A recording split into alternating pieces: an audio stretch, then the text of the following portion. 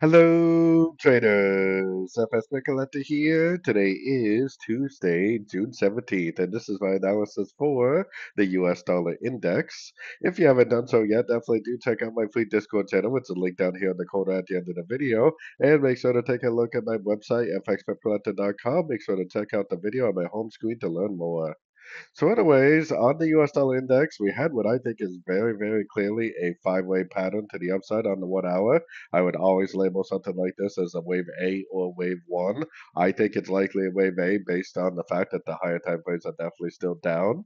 Then we had one, two, three waves down to, I mean, it definitely overshot the 78%, but I would definitely say it respected the 78 to 88% Fibonacci.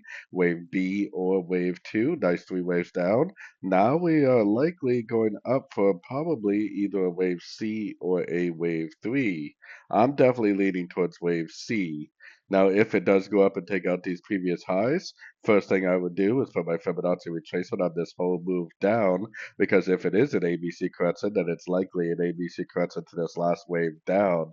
So if that's true, then it would likely bounce from a Fibonacci of this move down right here. If it's actually not an ABC, but it really is a one, two, three, then it would also blow past all the Fibonacci levels in this move down, which would also prove to me that there's a much bigger move to the upside coming on the US dollar index.